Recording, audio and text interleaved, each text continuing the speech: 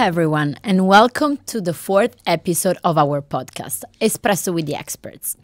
Today, we have the honor to have our Espresso with two Columbia alumni, Professor Tamar Mitz and Miriam McKinney. Thank you both for being here with us today. Today we will discuss about social media and ethics. Both our speakers have extensive expertise on these topics, and they will guide us through the research and work, and they will tell us what we can learn about harmful content in the media and the ways to incorporate ethical standards on the digital platforms and in the AI algorithms that we make use of every day. So let's start with a brief introduction of our speakers. Tamar Mitz is currently assistant professor at SIPA and a faculty member at the Salzman Institute of War and Peace Studies, at the New Institute of Global Politics, and at the Data Science Institute at Columbia University. Her research examines emerging challenges at the intersection of technology and security, and her work has been published in the Journal of Politics and the American Political Science Review. She is currently working on her book project, which is titled Moderating Extremism, The Challenge of Combating Online Arms. Miriam McKinney is the founder and CEO of McKinney Gray Analytics, a research and data analytics firm that focuses on socially impactful data and research projects. She studied psychology at Loyola University, Maryland, and she holds a master in quantitative methods for the social sciences here at Columbia.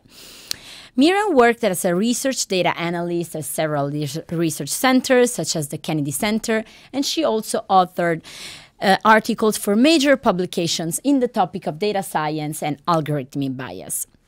Today, her firm partners with organizations such as Color of Change, New Georgia Project, and Power of Coalition. Great. So I think we are ready to start right now.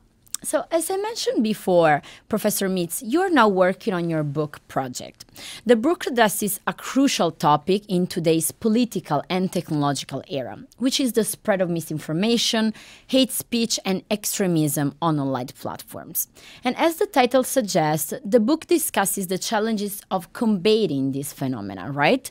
So can you give us a quick introduction to your book? Great. Thank you so much for having us today. And it's such an honor to be able to talk about my research with everyone here. So, the book really came out of my observation, and I think a lot of our observation, that something is not going well with the way information is being disseminated, processed, shared on social media. And in particular, what the book is trying to do is trying to understand from a bit more systematic level, why are we not able to combat harmful content online in a way that actually makes a difference? And the one sentence answer to this question is that the way we think about regulating social media, moderating content, is very narrow. We often think about it from what I call a within platform perspective. So that, for example, let's say we identify problematic content on some social media site, we often want that site to do something about it. Well, we actually don't take into account what is happening on other sites at the same time. So the book really takes this cross-platform approach to analyze this question, and it basically provides an answer which I think will be important for policy discussions around combating harms. Great. Super interesting, and we're going to go deeper into that later. Ms. McKinney, you have also worked on a project that is extremely important on the ethical grounds when it comes to using social media and AI tools. And I'm talking about the Ethics and Algorithms Toolkit. Can you tell us a bit more about the project, and can you explain to us what is algorithmic bias and what exactly are the unintended, undesirable, unethical consequences of algorithms? Yes, thank you for having me, first of all. It's so nice to be back on Columbia's campus where, I used to spend a lot of time with my friends studying, so it's really great to be here with you. So a few years ago, I was working at Johns Hopkins University as a research data analyst, and I wanted to work on a project that I felt was really going to be impactful for the field. So I started to work with my colleague, Andrew Nicklin, at Johns Hopkins University. we pulled in some partners from Harvard and the city of San Francisco and Washington, D.C., and our partners and myself, we created this practical hands-on toolkit that helps people who are either creating algorithms or purchasing them from another person really evaluate the different intricate systems around those algorithms. So, how it's created, the data that are used to train it, what uses it's going to be used for, the applications.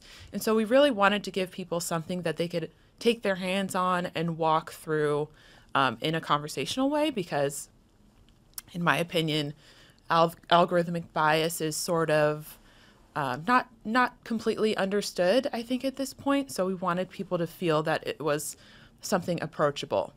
So that was that, and we felt that it was a great research framework for other researchers, for people to be able to start the conversation. And then to your other question, algorithmic bias, I would say that it is just the issue where some people or some instances are treated different than others according to an algorithm. So for example, maybe like a race modeling algorithm will consistently rank person A as being something, right? And that will be incorrect for that person, versus person B, it'll also rank, but it'll do it correctly for person B. So the difference between those two outcomes is what I'm talking about. It's bias. And it could be for a number of reasons. You could have underlying data that have bias themselves from the historical context where they were captured, or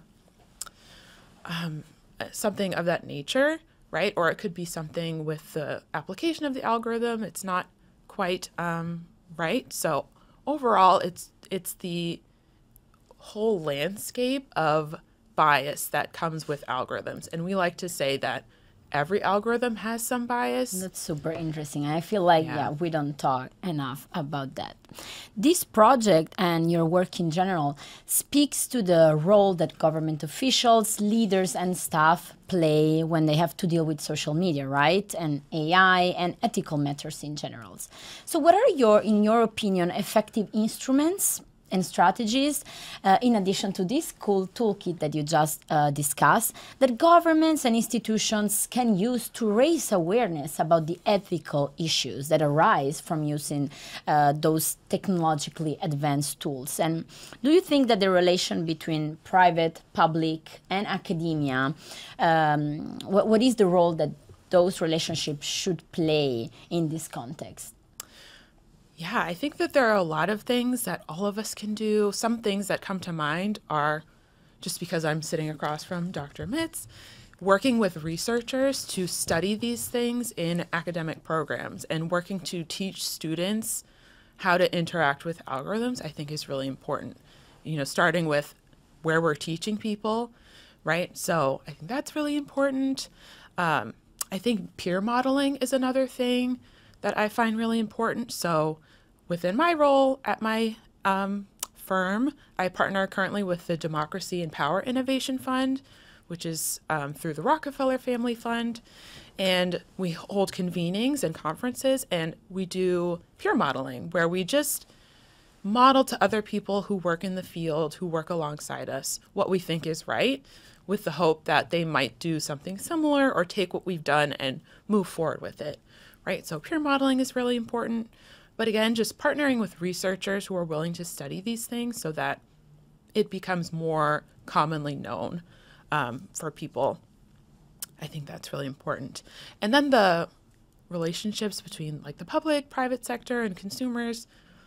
In my opinion, for some of these issues of algorithmic bias, where like companies are selling algorithms, right? So you think of like a Facebook. As consumers, as the public, we have some, in my opinion, ability to hold organizations to a standard if we come together, right? And so I think if we do that, then larger corporations or organizations will be more likely to change the algorithms that they create or listen and be willing to like make adaptations. So I think we all have an important role to play. Mm-hmm. Great. And probably your book discusses this as well. So in the book, you mentioned statistics regarding the efforts that governments have put in place to counter online hate and extremism. And you said that between 2018 and 2022, 47 national governments had legislation to regulate harmful content on social media. And as you stated in the books, these initiatives reflected governments' view that leaving content moderation to the hands of private companies was insufficient to combat harmful content online. So could we call this another failure of the market in economic terms? And do you think that governments alone can instead win this battle against extremism? Thank you. Yeah, and thank you, Miriam, for your comments. I think this is really insightful point that goes beyond what the statistics that you mentioned it reflects a bigger issue, I think, that we are dealing with and will probably be dealing with in the coming years, which is we have a massive innovation in tech. It's on one hand really exciting, and it can do a lot of amazing things, but it can be easily misused. And I think what we have been kind of straddling in this space, and I'm happy to talk about, harmful content in the book. I go through a whole discussion like what is harmful content, but essentially the things that most people would agree should not be disseminated online, such as content that glorifies violence against civilians and things like that. What we have seen in terms of the overtime trends is that technology is developed, becomes publicly available. We start using it as people. And then actors who want to achieve goals that may not be what the broader society wants misuse the technology, and then a problem erupts. What we have seen in the social media space, we've seen this happen in the book. I track this in the context of extremist groups, groups that use violence for achieving political goals. We started seeing this pressure to do something in around the mid-teens, so around 2014, 2015.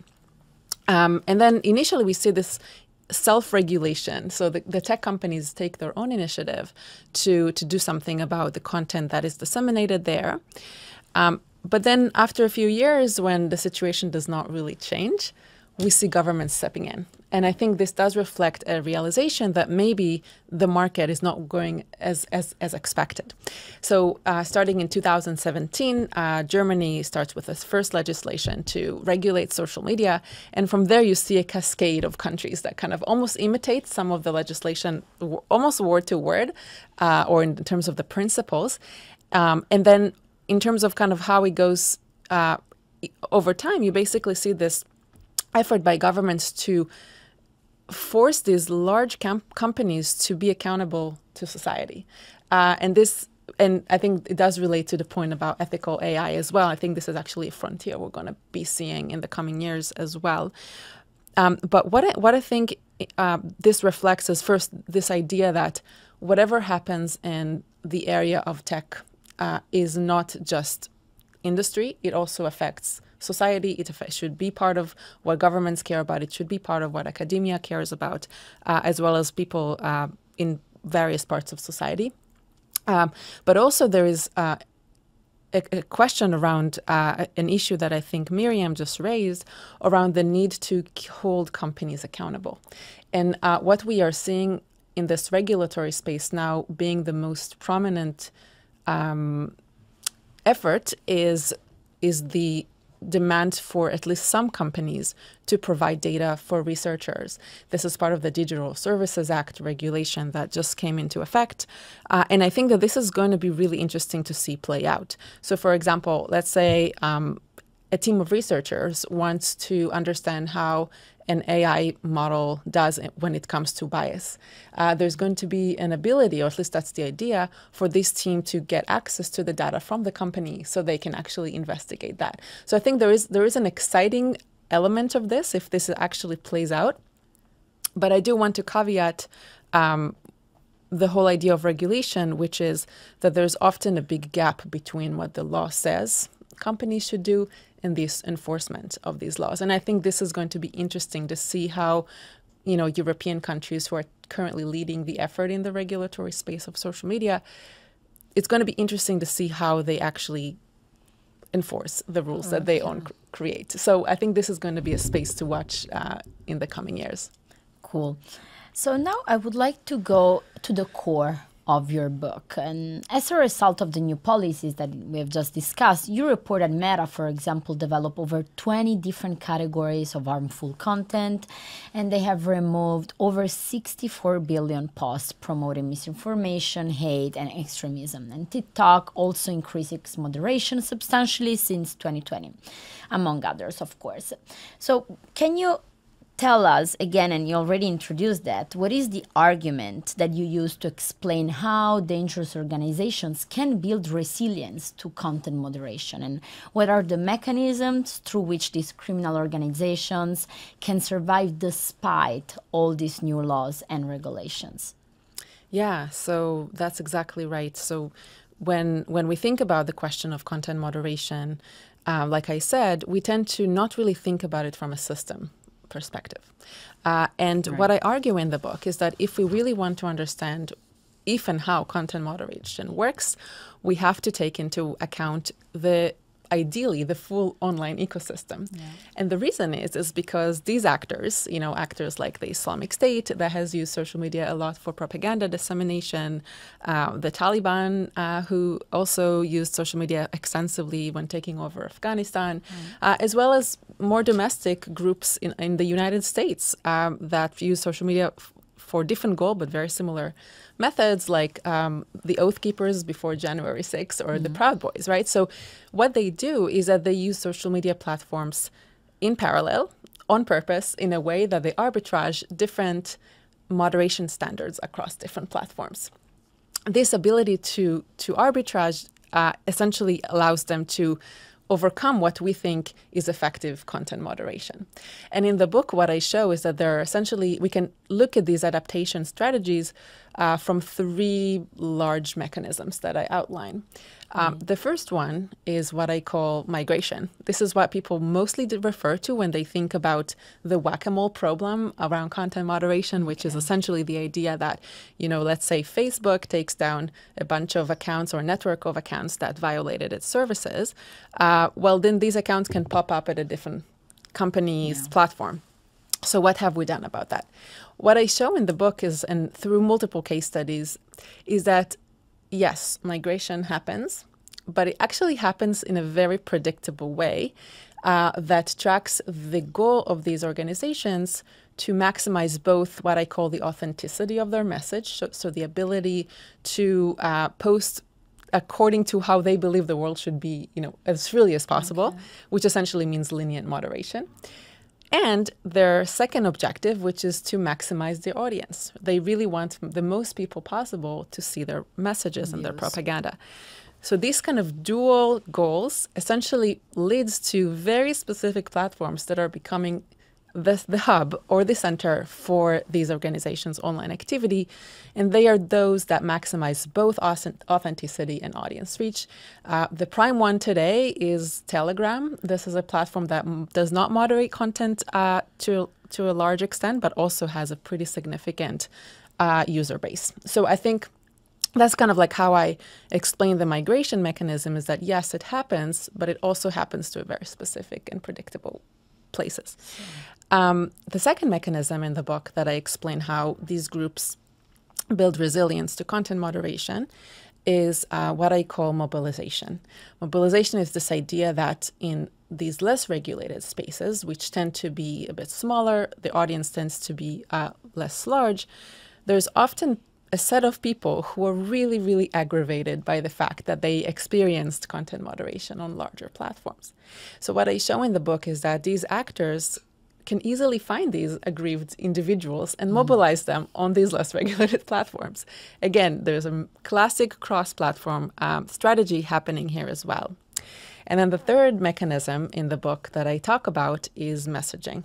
And this is the most, I think, sophisticated and creative one, because it allows these groups to stay on the moderating platforms, even those really big ones like Facebook and even YouTube and Twitter, now X, as well as TikTok, is essentially the idea that they can modify how they communicate in a way that will not be detectable by content moderation humans or algorithms, and they essentially remain on the platform. So I kind of show in the book these creative ways of, using different characters than a word that they would use, or using, noise in images in a way that will lead to a mismatch in kind of image matching algorithms. So I think that essentially the book discusses a lot of different details about how these actors adapt, but shows that they kind of happen in a pretty predictable way once you understand what they're trying to achieve with propaganda campaigns online. Great. So, yeah, I'm really excited about this book, and I can really talk about this all day. But yeah, this is essentially the argument. But I think this is extremely fascinating because it's one of these beautiful examples where research can actually improve government's effort and effectiveness, and where academic findings can be put at the disposal of officials who make decisions that affect our lives eventually. So this is great. And I can see there is a lot of actually relationship between your works as well. Ms. McKinney, you recently contributed to an interesting work that regards Black and Latino voters in U.S. databases, right? In this article, you highlight how Black and Latino people are missing or listed incorrectly in the voter database that are sold by vendors. And this makes these people unreachable. So can you tell us a bit more about what that means for political data vendors, for donors, political campaigns, and how these findings can be used by organizers, by candidates, and activists?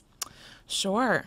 So I'll start by saying that before I joined the DPI Fund in 2020, I had never heard of a voter file. This is a safe space. I'm just going to share that.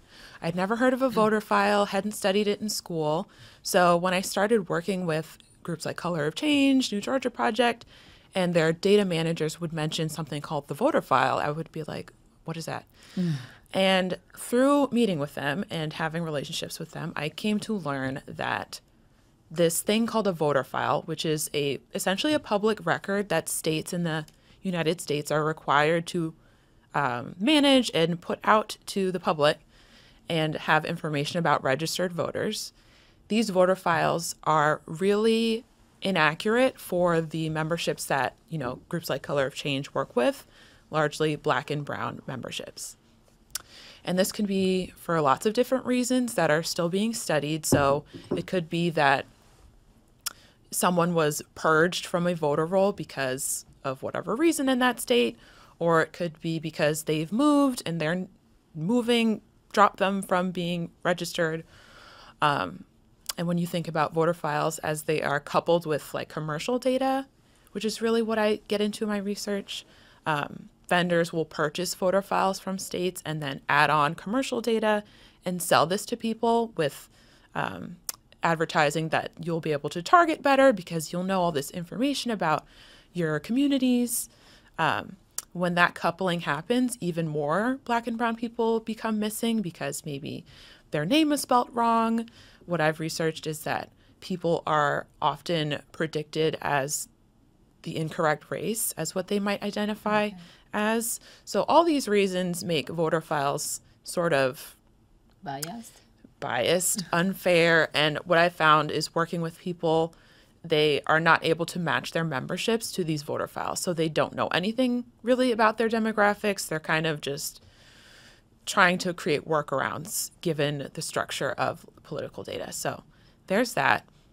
And what we've really found in our work is that we need to teach people how to work around the voter file. So for me, I'm teaching people how to use the census more intimately, although it can be something that's not approachable, such a huge swath of information. So I'm working with data managers to teach them how to use public data to better understand their communities, how to not use voter file algorithms altogether. So there's another algorithm. It's called a vote propensity scoring algorithm. And what we know is that it's built around the voter file. We don't know exactly how because these things are proprietary. Companies don't have to share how they created their algorithm. But what we think is it's built on this voter file, and it will tell you if a person's likely to vote. It'll say between 0 and 100, they're 0% likely to vote. that could be completely not true, but organizations sometimes use the propensity score to decide who they're going to outreach to vote. They'll be like, oh, this person has a 0, we're not going to reach out to them, they're not going to vote. Well, how do you know that that is even true? So what I've been doing is advising people to just maybe use that as information, but not base their actions on that, because we know that it's just not fair for especially Black and brown people. It's really not. Great. This is super interesting. And I would like to ask you more about your personal experiences as well. So you have embarked on a great and exciting career path that brought you from Colombia to finding your own firm. And now you dedicate yourself to culturally, socially, politically relevant research projects, right? So do you want to tell us more about the hurdles and the silver linings of founding your own company while working towards social goals and commitments? Sure, of course. I will say that there are so many more benefits to working for myself, technically, than there were hurdles. So I will say that I started officially, I created an LLC, McKinney Gray Analytics LLC, officially in 2021, although I started this work in 2020. And I really did it as a way to protect myself legally and to encourage myself to continue to working on contracts with partners and projects that I think are important. So this all happened during COVID, the pandemic. And the most challenging thing, I'll be honest, to me was no longer having a team of people that I saw every day who I could bounce ideas off of, who like I could ask for their opinion. It became really quickly like I'm by myself in an office all day and I have to decide what I think and what I value. So it was sort of an emotional game, and I really had to come to terms with like what I really believe and what I should be advising people. So rather than like Johns Hopkins or someone else telling me these are the values that we have as an entity, I had to decide like these are my values and this is what I'm willing to do and what I'm not. So I would say that's a hurdle as well, like finding what it is that your moral compass is based on and then sticking to that. But it's also a benefit. You really have autonomy and you can decide what you think and you really speak for yourself, which is great. And I would advocate for other, young Black and brown women to be that more often, because in my opinion, in research, we can be the subject quite often, and it'd be nice if we could become more of, the co-conspirator or the creator, and you can do that if you're working for yourself more often, I think. Yes, I think your story can be of great inspiration to our listener for sure, and like other Columbia alumni, and not only that. Great. Professor Meads, in the book you offer empirical, rich evidence from various sources, including data from extremist groups' online networks and archives of banned terrorist propaganda. And some might know Professor Meads got her PhD from Columbia University. She's one of the product of the political science department that we're most proud of. And your book was actually inspired by your job market paper, right? If I'm not wrong. So would you tell us more about the process of writing a book, how it started, the journey from the PhD dissertation idea to the publishing of your own manuscripts? And I think the audience would love to know more about the challenges and the gratification that comes from such an intellectual but also practical exercise. Absolutely. Yeah, thank you. So yeah, I would say that, as a researcher that is genuinely excited about research, I love my job, and I think it's such a privilege to be able to, to do that kind of research and get paid for it. I'm still like amazed by this every morning when I wake up. I think that in terms of this particular project, I can talk about, I'll talk a few words about kind of how this project came about, and it was actually inspired by my job market paper and the research that I did for that project. And then I'll also talk a little bit about, what it's like to write a book, and this especially a book like this that it's a bit more, if you have a spectrum of like popular books and super academic books, it's somewhere in the middle. Yeah. So which is probably what makes it special. Maybe, let's hope so. So about the topic. So it's funny. Sometimes good ideas come almost like a mistake, and this is one of them. So for my dissertation research, I studied the Islamic State's propaganda on social media. You can definitely see the topical connection. And as I was collecting data from, at the time it was Twitter, the group was using Twitter to disseminate propaganda videos. I collected this information, and during that course of information collection, a lot of accounts were suspended by Twitter. And I thought that this was really annoying because I really wanted the data and I really wanted to understand what's going on. And at that time, I just treated it as like, this is just a data missingness issue. This is just what it is. And then over time, as I started thinking about it and I saw those adaptation strategies I discussed a bit earlier, I realized that there's something really interesting in that particular suspension action. There's something that is happening there. So that led me to a whole path of understanding how platforms like Twitter, now X, which is a whole interesting question, how they changed their moderation policies, but essentially how companies come to develop whole governance systems to moderate content. This is not something that they actually, planned necessarily to do as much. And if you look at the history of content moderation, the first few rules at Facebook were like 3 or 4 bullet points of like, just take down the really bad stuff and like, who knows what's the bad stuff, right? So I was just really interested in that dimension. So I started studying really closely how a range of companies, over 60 companies, decide what is bad, what is not bad, and how they actually moderate content on one side. And then on the other side, I started studying how groups like the Islamic State adapt. And that essentially brought to the book that I described earlier that really kind of tells the story of this interaction between tech and dangerous actors as well as governments.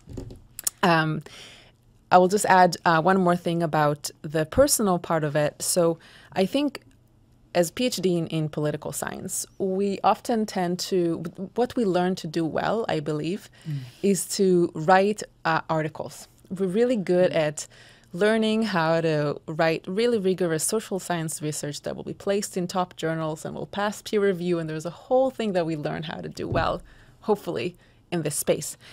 What I feel like I didn't know how to do well is how to write to a different audience, how to communicate these insights to people who may not care about, the 15th, robustness check you did to this regression table, right?